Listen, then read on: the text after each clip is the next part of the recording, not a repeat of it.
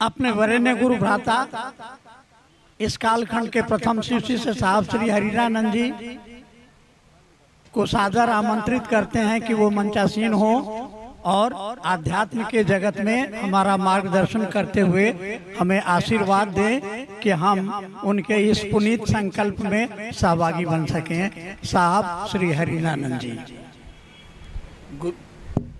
गुजरात के इस शहर में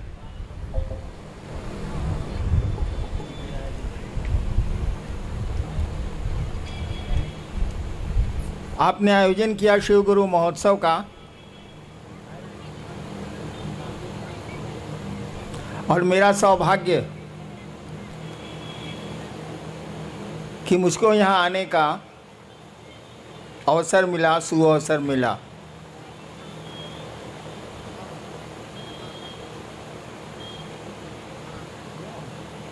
मैं मंच पर मुझको दिक्कत होती, इसीलिए मैं कुर्सी पर ही रह गया।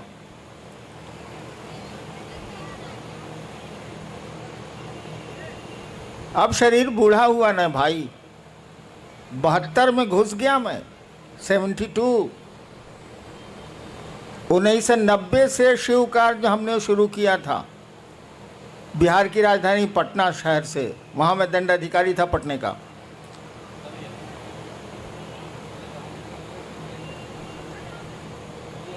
उन्नीस साल हो गए ना, क्या सर? 29 साल हो गए, 29 साल हो गए।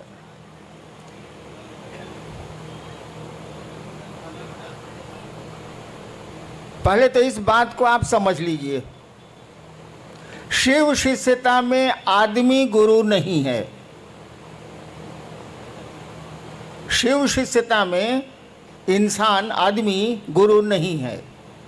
शब्द ही बोलता है शिव शिष्यता, यानी भगवान शिव की शिष्यता। यहाँ गुरु हम लोगों के हैं भगवान शिव। यहाँ किसी को गुरु मत मानिएगा, गुरु मत समझिएगा। शिव शिष्यता में सभी शिष्य हैं, सभी भाई बहन हैं। गुरु तो एक है, जो महादेव है, जो शिव है। और शिव गुरु महोत्सव या शिव गुरु चर्चाओं में उपदेश नहीं दिए जाते। यहाँ उपदेश नहीं दिया जाता। हम लोग अपने गुरु शिव की बात करते हैं, लोगों को बताने की कोशिश करते हैं कि वह जो महादेव है, वह जो शिव है, जिसकी पूजा इस देश के बड़े भूभाग में हजारों साल से हो रही है, जो घर घर का बाबा है। आप लोग भी जानते होंगे, बिहार में तो ये कहावत प्रचलित है, चंदा मामा सबके मामा, शिव घर घर के बाबा। शिव घर घर के बाबा, चंदा मामा सबके मामा। यानी बाबा तो वो है, और पोतों को और परपोतों को या फिर नीचे बाबा की संपत्ति में सुख भोगने का अधिकार है। भारत का कानून भी कहता है। और हम लोग ले भी रहे हैं, हवा उसकी, जमीन उसकी, पेड़ उसके, नदियां उसकी, समुद्र उसके, सब कुछ उसका, हम उसके, तो भोग भी रहे हैं। हमने कहा कि उसी बाबा से सीखने की कोशिश करो, तो उसी महादेव से सीखने की कोशिश की जाए। मैंने कोशिश की थी, आपको मंडल सर ने बताया कि 15 साल तक मैं भी बचपन से भटकता रहा। मेरे फादर एसडीओ थे, उनको खराब लगता था कि बच्चा मेरा बड़ा बेटा है, श्मशान में घूमता रहता है। 15 साल भटकने के बाद तरह तरह की क्रिया, तरह तरह के लोग, तरह तरह के साधु, तरह तरह का घोरी। अफसर का बेटा था, छूट तो इतनी थी ही, और सम्मान भी था।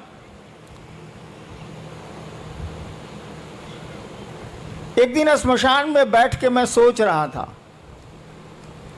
कि इतने साल तो मैंने बर्बाद कर दिए, पढ़ाई भी छूटी, पढ़ाई में मन कम लगेगा, रात भर मसान में कोई रहेगा तो पढ़ेगा क्या हो।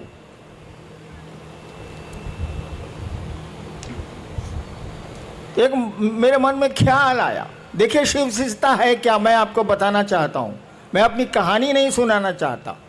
शिव शिष्यता क्या है ये इसको देखिए।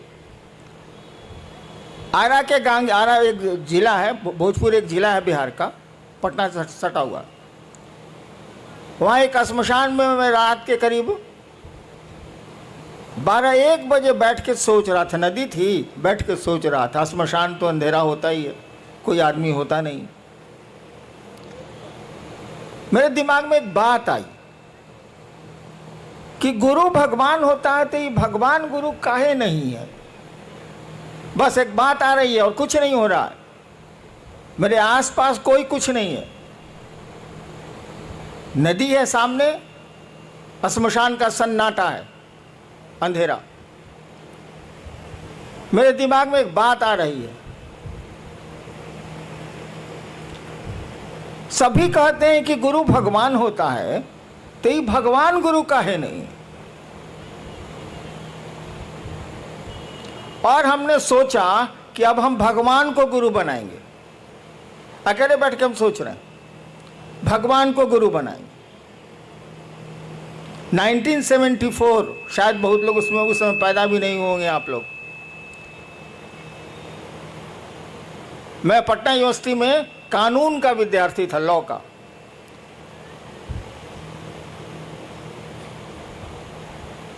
और जब मैंने सोचा कि मैं भगवान को गुरु बनाऊंगा तो भगवान की तो कोई छवि मेरे दिमाग में थी नहीं, मैं तो श्मशानी था। मेरे पिताजी मेरी माँ को कहा करते थे, वो बिहार के टॉपर थे, मेरी माँ को मेरे पिताजी कहा करते थे, अब दोनों नहीं है, कि जानती है मलकिनी, शिव को भगवान कहा जाता है भारतीय किताबों में। तो मैं गुजरता रहता था तो सुनता रहता था, हमको मतलब कुछ था नहीं। शिव को भगवान कहा जाता है, वह तो मैं अब मैं भी खुद समझा लूंगा कि शिव को ईश्वर कहा जाता है, महेश्वर कहा जाता है, क्या नहीं कहा जाता है, और ईश्वर को शिव कहा जाता है। लेकिन उस दिन मेरे दिमाग में कुछ नहीं था, खाली यही सुन रखा था मैंने कि शिव को भगवान कहा जाता है। तो जैसे मेरे दिमाग में आई ये बात कि मैं अब भगवान को गुरु मानूंगा, अब इंसान को मानूंगा ही नहीं, तो शिव मेरे दिमाग में आए। कहे बाबूजी तो कहते हैं कि शिव ईश्वर का नाम है। मैंने शिव को गुरु मान लिया उसी क्षण। नवंबर का महीना था, देखिए आज 30 नवंबर भी है, तिथि तो याद नहीं है, यही महीना था वो। और यहाँ तो ठंड पड़ती नहीं है, उस इलाके में थोड़ी ठंड आ गई। और मैंने शिव को गुरु मान लिया, सो मोटो, मैंने हिंदी बोलूं तो अपने मन से। किसी ने हमको नहीं बताया, ना मैं जानता था कि शिव गुरु है, मुझे कुछ पता नहीं था, मैंने मान लिया। आगे की घटनाएं तो बहुत लंबी चौड़ी हैं। मैं ये आपको सुनाना चाहता हूं कि मात्र एक ख्याल, मात्र एक विचार मेरे मन में उठा था 1974 के नवंबर में। मैं कॉलेज का विद्यार्थी था और उस ख्याल पर मैं खड़ा रह गया, उस विचार पर मैं खड़ा रह गया। और आगे की घटनाओं ने ऐसा मोड़ दिया। आपको तो विश्वास भी है शिव पर।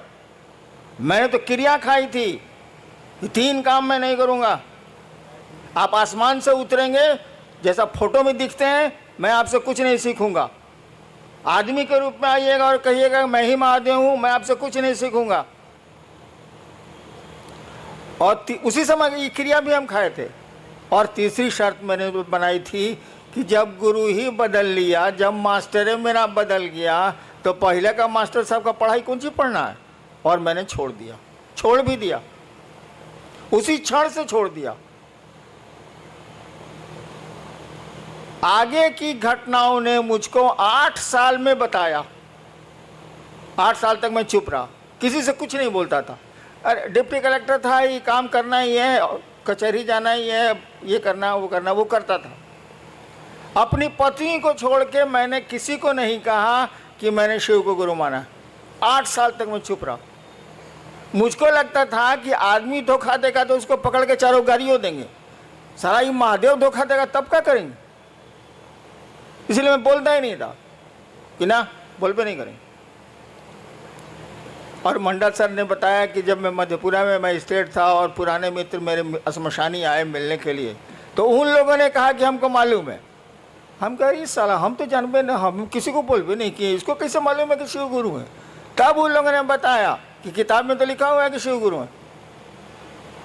तब माथा पीटा, जब किताब में लिखा हुआ है कि शिव गुरु हैं, घर में लइका, नगर में ढिढोरा, सारा महादेव घर घर का बाबा है, और तब कहाँ बहुआ रहे हैं लोग भाई। अपने बाबा को गुरु मानेंगे, देखेंगे पढ़ाता है कि नहीं पढ़ाता है, नहीं पढ़ाता है तब कहेंगे कि साला नहीं पढ़ाता है, लेकिन वो पढ़ाता है, वो गुरुओं का गुरु है। जगत गुरु शास्त्रों ने उसको कहा है, विश्व गुरु कहा जाता है शिव को।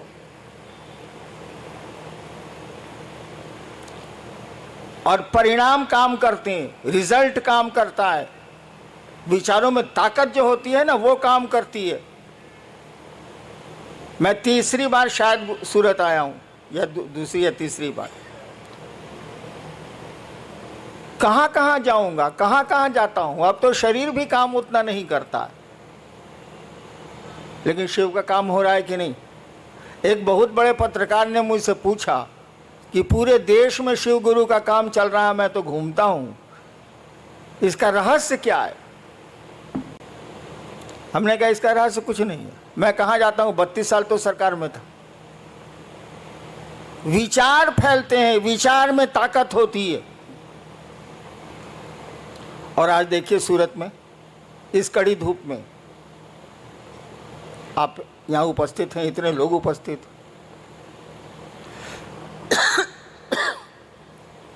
आइए देखते हैं कि आपने लिख के क्या भेजा है।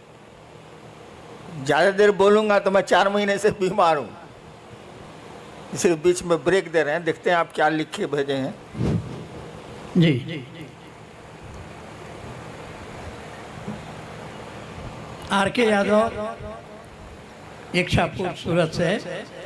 इनकी जिज्ञासा है कि रांची से नमः शिवाय करने के लिए बल दिया जा रहा है, क्या यह सही है? यदि सही है तो नमः शिवाय कैसे किया जाए, कृपया बताने की कृपा की जाए। शायद आर.के. यादव जी को मालूम नहीं है, लिखे हैं रांची से। रांची में पागल खाना भी है। एक कहानी है कि एक बार पंडित नेहरू जी जब प्रधानमंत्री थे तो गए देखने पागल खाना, उड़ती हुई खबर है, हम लोग सुना है। पंडित नेहरू जी जब प्रधानमंत्री थे भारत के तो गए कांके पागल खाना देखने, भारत सरकार का है ही तो एक पागल पूछा कौन है आप, उनसे प्रधानमंत्री जी से पूछा कौन है आप, तो कहा कि हम जवाहरलाल नेहरू प्रधानमंत्री भारत के। कहा हटते हैं कि नहीं यहाँ से, जे आता है यहाँ प्रधानमंत्री अपने को बोलता है हटिए हटिए यहाँ से। यादव जी ने गलती कर दी, लिख दिया रांची से, तो वहाँ पागल खाना भी है। और रांची का लोग अमूमन जो कांके ब्लॉक है, कांके ब्लॉक में रहता है, हम उसी में पहले रहते थे, इसीलिए मेरा थोड़ा ढीला भी है। मैंने कहा है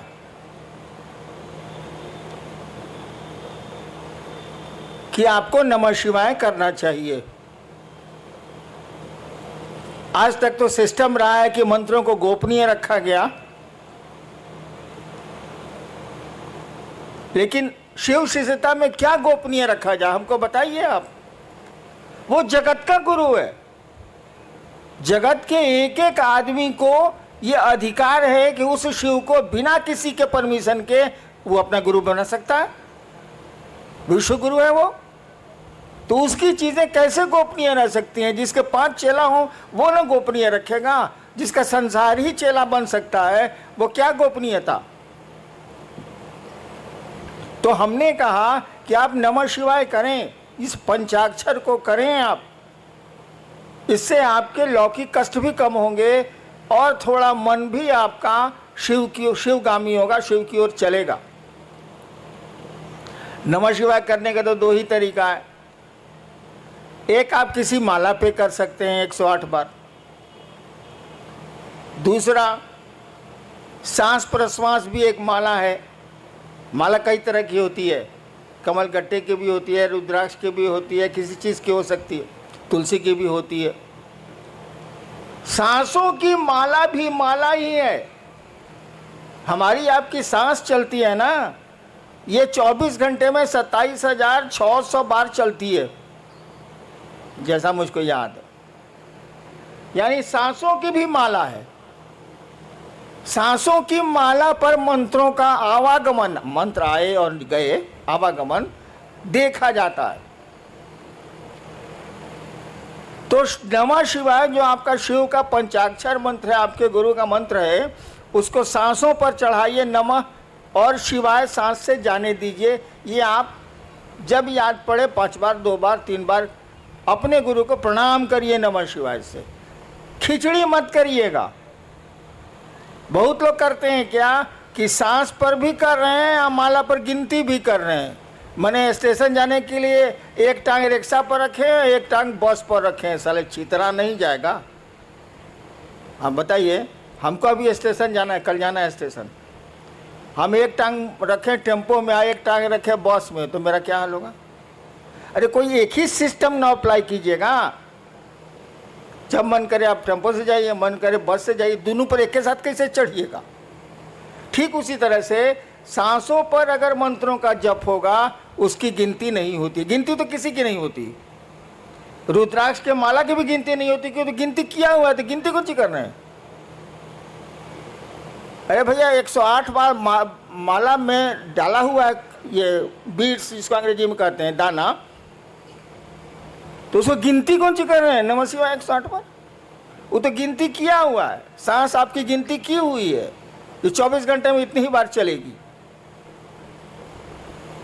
तो गिनती नहीं करनी है, न माला पर गिनती करनी है, न सांस पर गिनती करनी है। अरे नमः शिवाय करना है। तो माला और सांस की खिचड़ी मत बनाइएगा। एगो टांग टेम्पो पर, एगो टांग बस पर, ये माफिक चलबे नहीं बाबा, ये नहीं चलेगा। माला पर करिए, स्वतंत्र रूप से करिए, सांस पर करिए, स्वतंत्र रूप से करिए, और करिए तो माने मंत्रों में शिष्यानुभूति पढ़िएगा, मैंने लिखी है। मंत्रों में भाव प्रवेश आवश्यक है। यानी आप नमः शिवाय किए, सोच रहे हैं खिचड़ी पकी कि नहीं पकी, ये तो मंत्र जप नहीं हुआ। नमः शिवाय किया तो सोचिए कि अपने शिव को, नमः शिवाय का मानी क्या है? शिव को प्रणाम। नमः शिवाय किया तो सोचिए कि शिव को प्रणाम आपका मन कर रहा है। सोचिए, शरीर नहीं झुकाना है, हाथ नहीं उठाना है, मन आपका शिव को प्रणाम कर रहा है। दोबारा फिर नमः शिवाय करिए तो सोचिए कि मन आपका शिव को प्रणाम कर रहा है। इस तरह से 108 बार करिए। इस तरह से सांसों पर जपिए। सांस पर जपिएगा तो याद पड़ जाएगा, उसमें दिक्कत नहीं है। लेकिन माला पे, माला जैसे कीजिएगा, खिचड़ी याद आने लगेगी, चोखा याद आने लगेगा, अचार याद आने लगेगा। इसीलिए सोचिए कि नमः शिवाय का अर्थ होता है शिव को प्रणाम। आपका मन शिव को प्रणाम करे, तब नमः शिवाय का अर्थ हुआ। नहीं तो नमः शिवाय का क्या अर्थ? नेक्स्ट। मुंबई से भाई उर्वेश, इनकी जिज्ञासा है कि शिव भगवान और शिव गुरु में क्या अंतर है? कोई अंतर नहीं है। भगवान शिव और शिव गुरु में क्या अंतर है? महाकाल और महादेव में क्या अंतर है? अघोरेश्वर और शिव में क्या अंतर है? अरे एक ही सत्ता के कई काम हैं, इसीलिए कई नाम हैं। सत्ता तो एक ही है। मैं ही हूं, मैं एक हरिनारायण। मैं सरकार में ज्वाइंट सेक्रेटरी भी था, गाड़ी भी अच्छी चलाता हूं, पिस्टल भी बढ़िया चलाता हूं, तो आप कहेगा कि एक बार मैं गया था सीवान, तो गाड़ी खुद चला रहा था, एटीएम था उसमें पटना में। मैं सीवान गाड़ी बैक कर रहा था, बाजार का दिन था, कुछ महिलाएं थी, हमको कोई चिंता, गांव कितना जाते हैं हम। तो पीछे से किसी महिला ने कहा, ए ड्राइवर साहब लौको तो नहीं खे। हमारा साथी बगल में बैठा हुआ था कि ए बॉस, आपको तो एटीएम से ड्राइवर बना दिया, तो जैसा काम कीजिएगा वैसा ही नाम न होगा। तो शिव गुरु और शिव भगवान शिव या कोई शिव का जो रूप है, सभी रूप उन्हीं के हैं, उसमें कोई फर्क नहीं पड़ता है, काम अलग अलग है, सो दिमाग में रखिएगा। गुरु से मांगिएगा तो जो चीज़ आपको आपके लिए गड़बड़ हो जाएगी भविष्य में वो नहीं देगा। महादेव से मांगिए तो लोग की शक्ति दे दिया ना, रहा न कोई रोवन हरा। क्या मांग रहे हैं, किससे मांग रहे हैं, एक ही आदमी वो। गुरु से मांगिएगा तो वही देगा जो आपके लिए शुभ होगा। महादेव से मांगिएगा तो मांगिए, वहाँ पहुँच हो गई तो जो मन करे सो ले लीजिए, लूटा जाइए चाहे लूट लीजिए। महाकाल से मांगिएगा तो उतना किसी से दोस्ती करता है ना दुश्मनी करता है, कालनी संगी होता है, उसकी संगति किसी से नहीं होती है। कहा जाता महाकाल तेरी दया भी छलना है। महाकाल से दया मांगिएगा तो वो छल देंगे। कहे काल किसी का दोस्त होता ही नहीं, न किसी का दुश्मन होता है न किसी का दोस्त होता है। सत्ता तो वही एक ही शिव हैं, वही ज्ञानदाता के रूप में गुरु हैं, वे ही महाकाल हैं, वे ही सब कुछ। नेक्स्ट, ये सूरत पांडेसरा जगह है, भाई आशीष सिंह हैं, इनकी जिज्ञासा है कि आओ चलें शिव की ओर, इस पंक्ति का भावार्थ समझाने की कृपा करें। भावार्थ, शब्दार्थ नहीं बुझा रहा है। एक बार ऐसे ही हमने बोल दिया था, कैद मांगी थी रिहाई तो नहीं मांगी थी। अब चर्चा में इस पर जिज्ञासा हो गई हमको कि इसका क्या अर्थ हुआ। हमका महाबकलोल है सब। अरे कैद मांगी थी, मैंने जेल मांगा था, इस साला हमको छोड़ काहे दिया, ये पूछना क्या है। कैद मांगी थी रिहाई तो नहीं मांगी थी। हम कहा था कि महादेव से कहा है कि हमको बांध के रखिए अपने शिव भाव में, आप छोड़ देते हैं तो धरती हमको पेर देती है, इसीलिए कहा था कि कैद मांगी थी रिहाई तो नहीं मांगी थी। ठीक उसी तरह से मैं एक दिन चर्चा करके उठा, नहीं उस दिन मैं कुछ बोला ही नहीं। अचानक हमने कहा किसी को कुछ कहना है, तो कोई कुछ नहीं बोला। तो हमने कहा हमको कुछ कहना है, और हमने एक शब्द कहा था, एक वाक्य कहा था, आओ चलें शिव की ओर। वही आजकल आपका स्लोगन भी हो गया है, आओ चलें शिव की ओर। मैंने ही कहा था ऐसे ही कि आओ चलें शिव की ओर। अरे धरती पर आए, यहाँ से जाना है ही, यहाँ बहुत सारा काम करते ही करते हैं हम लोग। एक काम और करें कि मन को समझा लें कि चलो शिव की ओर यार, कहाँ फंस गए हो। दुनिया में रहो जरूर, लेकिन दुनिया के राह हो के राह मत जाओ, बहुत खराब स्थिति है। तो आओ चलें शिव की ओर, इसका भावार्थ बहुत गूढ़ है, बहुत गूढ़ है। उस स्टेज पर आपको आना होगा तभी समझ में आएगी बात कि आओ चलें शिव की ओर। एक सुदूर क्षितिज से आती हुई मध्यम मध्यम आवाज़ है जो इंसान को बोल रही है, आओ चलें शिव की ओर। उस आवाज़ को कोई सुन पा रहा है, कोई नहीं सुन पा रहा है। नेक्स्ट, मुंबई से हैं भाई रामनाथ ठाकुर जी। साहब श्री कहते हैं कि शिष्य भाव जागरण के लिए, हे शिव आप मेरे गुरु हैं, मैं आपका शिष्य हूँ, मुझ शिष्य पर दया कर दीजिए। इस मूक संवाद को प्रतिदिन बारंबार संप्रेषित किया जाए। कुछ लोग कहते हैं शिव दया शिष्य भाव के साथ ही मांगने पर गुरु दया करेंगे। कृपया स्पष्ट किया जाए कि दोनों विरोधाभासी क्यों लगते हैं। ये बात ही, सवाल ही हमको स्पष्ट नहीं हो रहा है। क्या इसका अर्थ क्या हुआ? सवाल का अर्थ क्या हुआ? अरे आप समझाइए ना, क्या इसका माने हुआ?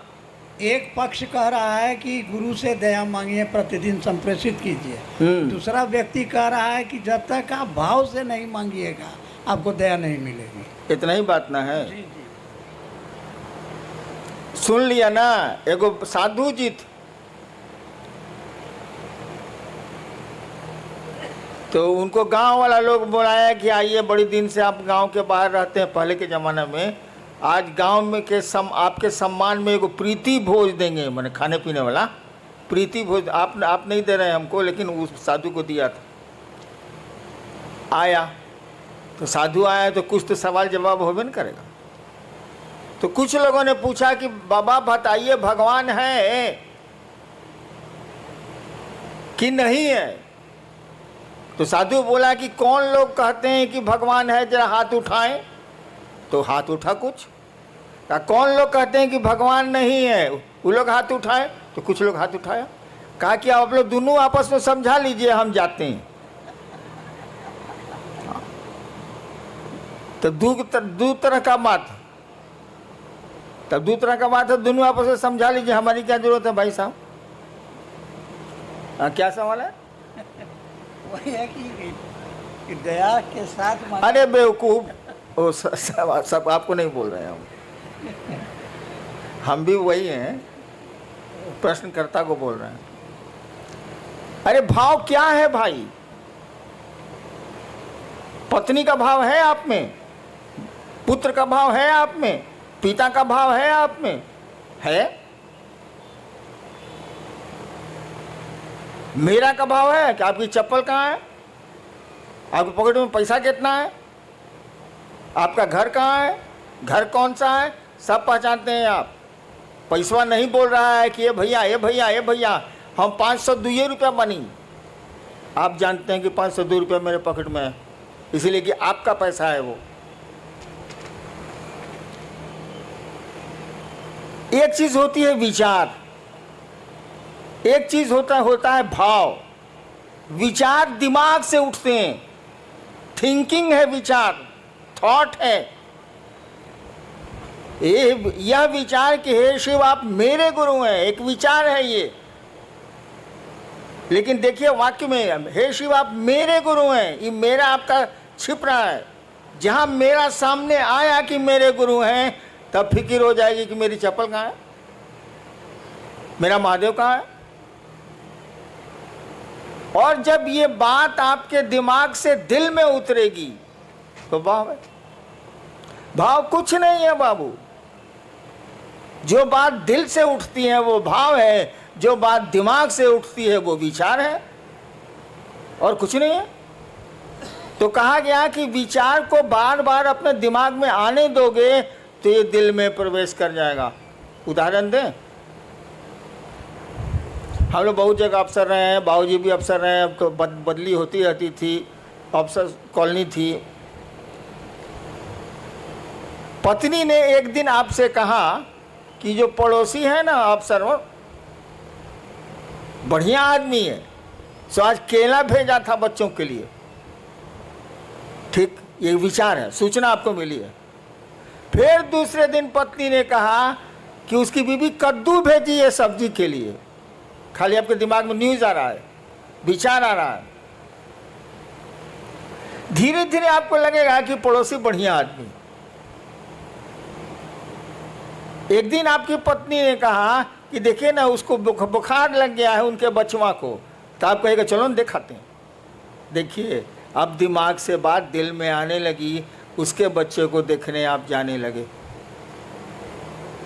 इसका उल्टा देखिए, आपका बच्चा फूल तोड़ने पड़ोसी के यहाँ गया,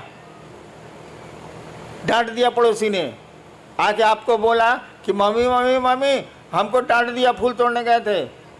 ठीक, एक सूचना आपको मिली, एक विचार आपके दिमाग में घुसा। फिर दूसरे दिन ऐसा ही कुछ हुआ, फिर तीसरे दिन ऐसा ही कुछ हुआ। 5 दिन के बाद आपको मालूम हुआ कि वो स्कूटर से जा रहा था, उलट गई स्कूटर, टांग टूट गया। आपके बाद ठीक हुआ साले को, ठीक हुआ साले। देखिए अब दिमाग से, अखबार का न्यूज़ नहीं है ये, अखबार में रोज एक्सीडेंट होता रहता है, आप कहाँ कुछ सोचते हैं। यानी आपके दिल में बात आ गई, अब ये दुश्मनी का भाव पैदा हो रहा है। वहाँ दोस्ती का भाव पैदा हो रहा था, यहाँ दुश्मनी का भाव पैदा हो रहा है। तो भाव कुछ नहीं है, जो बात दिल से उठती है वो भाव है। शिव मेरे गुरु हैं, ये बात अगर दिल से उठती है तो ये भाव है, अगर दिमाग से उठती है तो ये विचार है। जब तक भाव में नहीं जाएगी ये बात, कहा ही जाता है कि आध्यात्म की किसी भी गाड़ी का पेट्रोल भाव होता। शास्त्र हमारे कहते ही हैं, भावेन लभते देवता भावेन देव दर्शनम। शास्त्र कहते हैं भारत के कि भाव से देवता मिलते हैं, भाव से देवताओं का दर्शन होता है। तो आध्यात्म की कोई गाड़ी का पेट्रोल भाव ही है, विचार नहीं। शिव मेरे गुरु हैं, ये विचार रिजल्ट नहीं देगा, लेकिन जब मन में बैठ जाएगी बात कि शिव मेरे गुरु हैं, मेरा गुरु है, वो रिजल्ट आने लगेगा। नेक्स्ट जिज्ञासा नहीं है, एक निवेदन है। मध्य प्रदेश से रीवा से भाई अशोक आप लिख रहे हैं कि आज 3 साल से रीवा वो सिद्धि जिला में महादेव का काम हम लोग कर रहे हैं। एक तरफ से शिव को गुरु मान रहे हैं और एक तरफ से लोग छोड़ रहे हैं। हम लोग आशीर्वाद लेने आए हैं कि रीवा व सिद्धि में महादेव का काम बढ़े। साहब आशीर्वाद। एक तरफ से लोग मान रहे हैं, एक तरफ से छोड़ रहे हैं। मैं महादेव का काम 40 साल से कर रहा हूँ, मैं महादेव करा रहा है, हम कल करेंगे। कितने आए कितने गए। अंग्रेजी में एक कविता है, men may come and may go, men may go. लोग आते हैं जाते हैं, but I go on forever. मैं जाता हूं तो हमेशा के लिए जाता हूं। तो किसकी चिंता करोगे, कौन आया कौन गया। महादेव की दया जिस पर हुई वो रहेगा। हैं लोग कि नहीं मेरे साथ। मैं इनका विद्यार्थी था कॉलेज का 67 में। यही मंडल जी पढ़ रहे हैं जिज्ञासा। इनको मैं ज़बरदस्ती, उस समय शिव गुरु नहीं थे मेरे, ज़बरदस्ती एक दिन शमशान ले जाता था और दूसरे दिन कब्रिस्तान ले जाता था। 1 साल कंटिन्यूअस। जबकि मेरे प्रोफेसर लेक्चरर थे, मैं विद्यार्थी था इनका फर्स्ट ईयर का। इनको मैं ही पकड़ के ले जाता, चलिए मसान। तो जिसको टिकना है वो टिकते ही हैं, जिसको नहीं टिकना है उसको कितना टिकाओगे। हाँ, महादेव से दया जरूर मांगो कि सभी टिकें, सभी रह जाएं, कोई छूटे नहीं, कोई टूटे नहीं।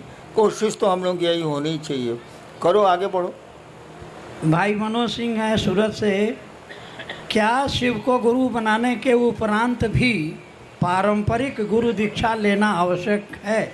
किसी भी अनुष्ठान या मुहूर्त में लोगों द्वारा पारंपरिक दीक्षा द्वारा शरीरधारी गुरु द्वारा गुरुमुख होने का दबाव बनाया जाता है। भाई मेरे भी बिया में बनाया था। आप यही नहीं कह रहे हैं, कोई सब अनुष्ठान करने के पहले पंडित मैंने कहा जाता है कि आपके गुरु कौन है। मेरी शादी है स्टेट में है, चली गई पत्नी मेरी शादी में भी यही हुआ था। स्टेट का पंडित था, पंडित जी थे बेचारे, मर गए, कहा हम था। बोले आपके गुरु बउआ जी कौन है? तो हमारी तो बोली तो भाई सिवान वाली थोड़ी खराब है। हमने कहा कोई साला मेरा गुरु नहीं है। तो लोग बका गया कि लड़का है ब्याह के मंडप पर बैठा हुआ, कहता है कोई साला मेरा गुरु नहीं है। तब मेरी पत्नी से पूछा, उसमें पत्नी हुई नहीं थी, वो होने वाली थी 2 घंटे के बाद। पत्नी से पूछा कि आपके गुरु कौन है? बोले कोई नहीं। तो पंडित जी बोले कि चलिए शिव को गुरु मान लीजिए। हम कहा मैं नहीं मानूंगा। पत्नी ने कहा हम मान लेंगे। इसलिए बाद में कहती थी कि आपसे हम सीनियर हैं। हम कहा तुम ब्याह करने के लालच में मानी हो, हम लालच में नहीं माने। हाँ, तो हम बिना गुरुए के ब्याह कर लिया, तुम इसी की चिंता में पड़े हो जी। बट इससे बड़ा कोई अनुष्ठान होता है ब्याह से ज़्यादा बड़ा? मस्ती करो, कहो कि शिव मेरे गुरु हैं। दीक्षा की क्या जरूरत है? गुरु की दया ही दीक्षा होती है। दीक्षा का मानी समझते हो यार? जी, एक कई लोगों की ये जिज्ञासा है, जिसमें मुंबई कल्याण से हैं भाई सुनील मौर्य। तो शिव को गुरु बनाने के बाद भी कठिनाइयाँ पीछा नहीं छोड़ रही। इसकी क्या वजह हो सकती है? एक तो आप नमः शिवाय अगर ठीक से करते हैं, 108 बार अगर माला पर करते हैं, माला 108 की होती ही है, या टुकड़े टुकड़े में सांस पर नमः शिवाय से अपने गुरु को प्रणाम करते हैं, तो बाधाएं कम हो जाएंगी, कठिनाइयां कम हो जाएंगी। नमः शिवाय आपके कष्टों को कम करने की का बहुत सुंदर मेडिसिन है, औषधि है वो, उसको करिए। और जहाँ तक कठिनाइयों का सवाल है, जान लीजिए इस जगत में कोई आया है तो उसको ज़िंदगी में अच्छी खराब दोनों सड़कें मिलनी ही मिलनी है, कोई उपाय नहीं है। आपकी ज़िंदगी के रास्ते उबड़ खाबड़ मिलेंगे ही मिलेंगे, अच्छे 4 लेन भी मिलेंगे उसमें, लेकिन ज़्यादा खतरा यही है कि उसमें उबड़ खाबड़ ही रास्ते मिलेंगे आपको ज़िंदगी में। चलना तो पड़ेगा ही पड़ेगा।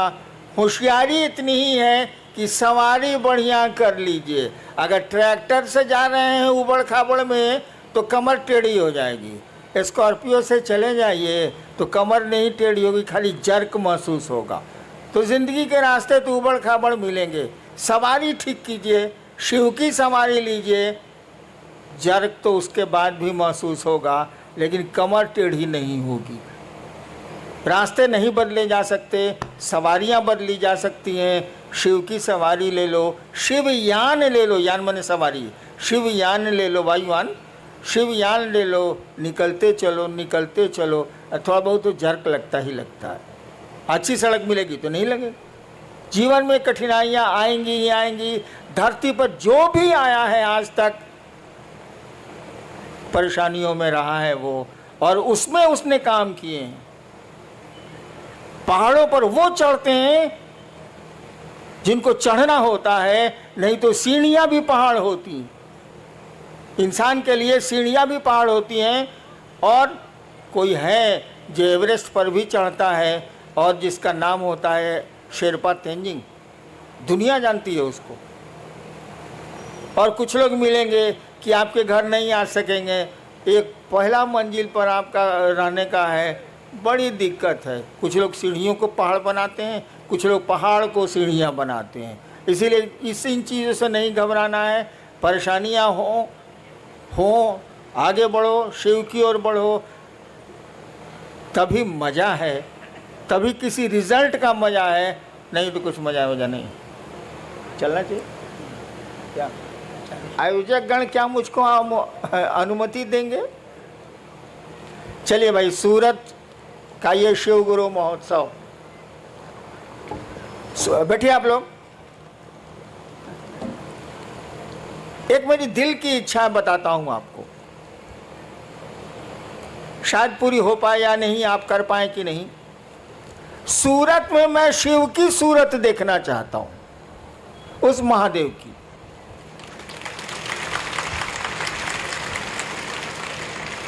जैसे सोमनाथ है ना, सूरत में भी मैं शिव की सूरत देखना चाहता हूँ, लोगों के दिलों में शिव को देखना चाहता हूँ। आप मदद करें, आप सहयोग करें, महादेव दया करें। आपको प्रणाम। भजन शुरू करो। सगर